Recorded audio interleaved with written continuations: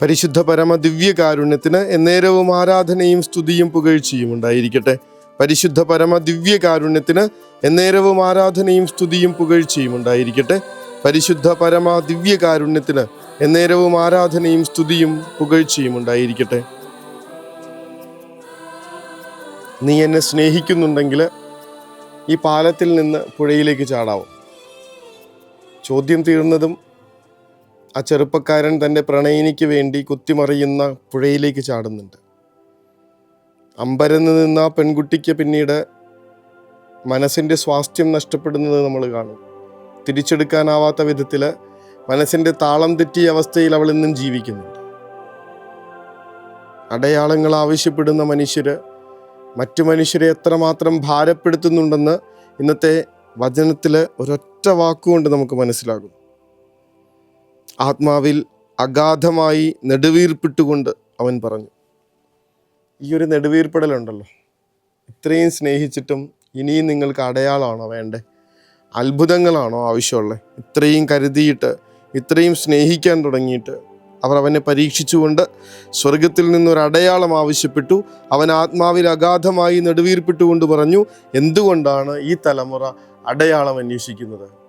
ഇങ്ങനെ ചൂണ്ടുവിരൽ നമ്മുടെ ഓരോരുത്തരുടെയും നെഞ്ചിലേക്ക് വരണേ. എന്തുകൊണ്ടാണ് ഈ തലമുറ അടയാളം അന്വേഷിക്കുന്നത്? നമ്മളോടാ ചോദിക്കുന്നത്. ജോംസ, നീ എന്തിനാണ് അടയാളം ചോദിക്കണേ?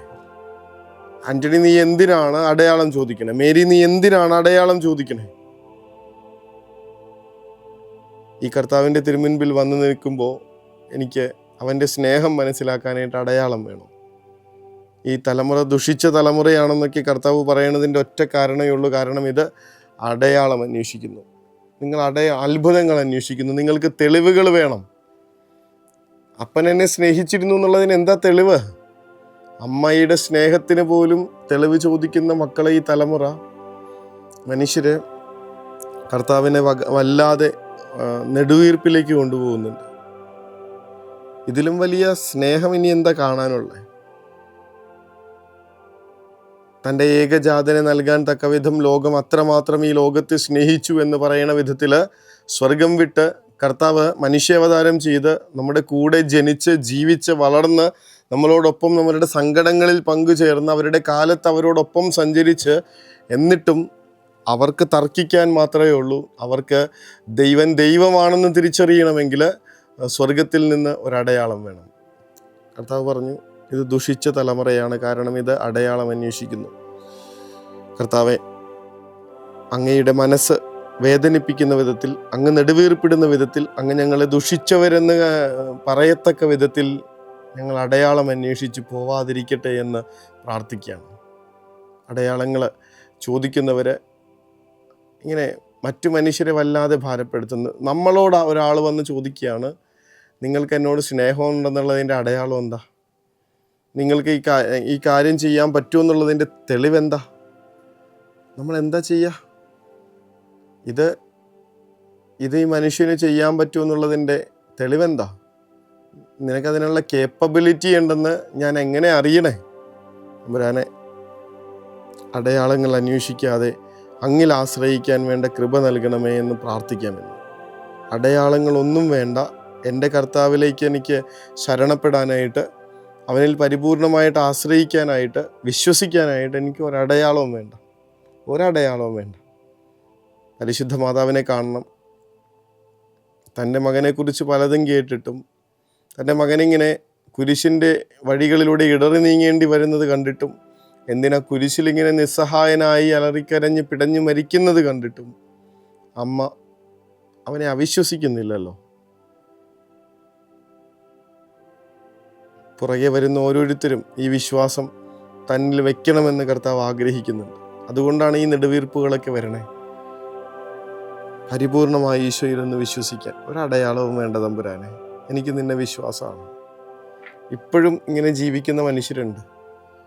വലിയ പ്രയാസങ്ങളും പ്രതിബന്ധങ്ങളിലും മനുഷ്യരിങ്ങനെ ഉടക്കിക്കിടക്കുന്ന പലര് കർത്താവ് നോക്കിക്കൊള്ളും.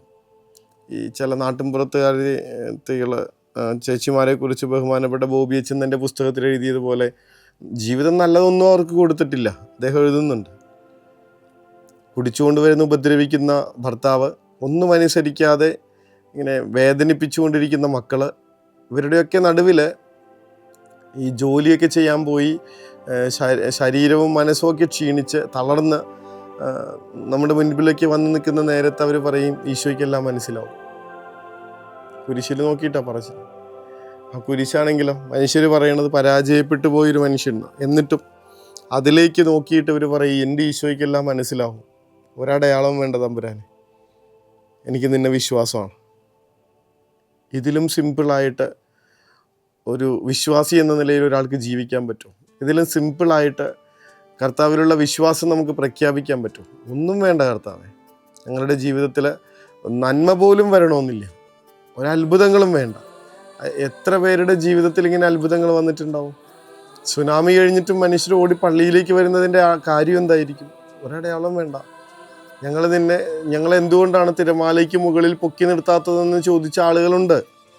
പക്ഷേ ഈ തിരമാലയ്ക്കടിയിൽ പെടുന്ന നേരത്തും എൻ്റെ കർത്താവേ എന്ന് മാത്രം വിളിച്ചുകൊണ്ട് ജീവിതത്തിലേക്ക് തിരിച്ചു വന്ന മനുഷ്യരുണ്ട്. അവരിന്നും പള്ളിക്കുള്ളിൽ കർത്താവിനോട് ചേർന്ന് നിൽക്കുന്നുണ്ട്. ആ ദിവ്യകാരുണ്യത്തിലെ ഈശോയെ തിരിച്ചറിയുന്നുണ്ട്. ആ തിരുക്കുരിശിലേക്ക് തങ്ങളുടെ സങ്കടങ്ങൾ ചേർത്ത് വയ്ക്കുന്നുണ്ട്. ഒരടയാളവും വേണ്ട തമ്പുരാനെ. കർത്താവെ, നെടുവീർപ്പിടാത്ത വിധത്തിൽ ഞങ്ങൾ അങ്ങയിൽ ശരണപ്പെടട്ടെ എന്ന പ്രാർത്ഥനയോടുകൂടി ഞങ്ങളെ മുഴുവനായി സമർപ്പിക്കുന്നതിൻ്റെ അടയാളമായി മുട്ടിന്മേൽ നിന്ന് അവിടുത്തെ ആശീർവാദത്തിനായിട്ട് നമുക്ക് ഒരുങ്ങാം. ദിവ്യകാരുണ്യ സ്നേഹമേ, പരിശുദ്ധ സ്നേഹമേ, പരിശുദ്ധ പരമദിവ്യകാരുണ്യമേ, അനന്ത സ്നേഹമേ, പരിശുദ്ധ പരമദിവ്യകാരുണ്യമേ, അനന്ത സ്നേഹമേ.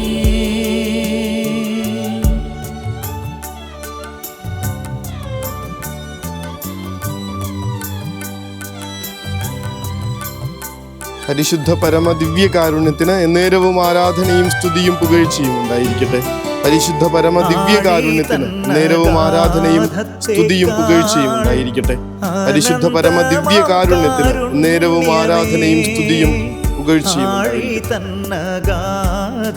പ്രിയപ്പെട്ടവരെ, ഒരു വാഹനാപകടത്തിൽ കൊല്ലപ്പെട്ട രാത്രിയിൽ ആ മനുഷ്യൻ കുരിശനെ നോക്കി പ്രാർത്ഥിക്കുന്നത് ഇത്ര മാത്രമാണ്: കർത്താവെ, ആ കരുത്ത് എനിക്കും തരണമേ, ആ കരുത്ത് എനിക്കും തരണേ. കുരിശിൽ ഇങ്ങനെ കയറി പിടഞ്ഞു മരിക്കുന്ന നേരത്തുണ്ടായ ആ ഒരു ശാന്തത എനിക്ക് തരണമേ എന്നുള്ളതാണ് പ്രാർത്ഥന. ഒരടയാളവും വേണ്ട തമ്പുരാനെ, ഞാൻ അങ്ങയിൽ ആശ്രയിക്കുന്നു. അങ്ങയുടെ കുരിശിലേക്ക് എൻ്റെ വേദനകൾ ചേർത്ത് വയ്ക്കുന്നു. ഒരടയാളവും വേണ്ട തമ്പുരാനെ, നിന്നെ മാത്രം മതി. ഈശോ അനുഗ്രഹിക്കട്ടെ. കരുണതൻ കയർ പിടിച്ച് നയിച്ചിടും സ്നേഹമേ, ദിവ്യകാരുണ്യ സ്നേഹമേ, പരിശുദ്ധ സ്നേഹമേ,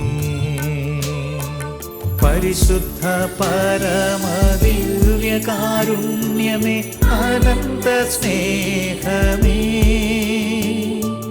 പരിശുദ്ധ പരമദിവ്യകാരുണ്യ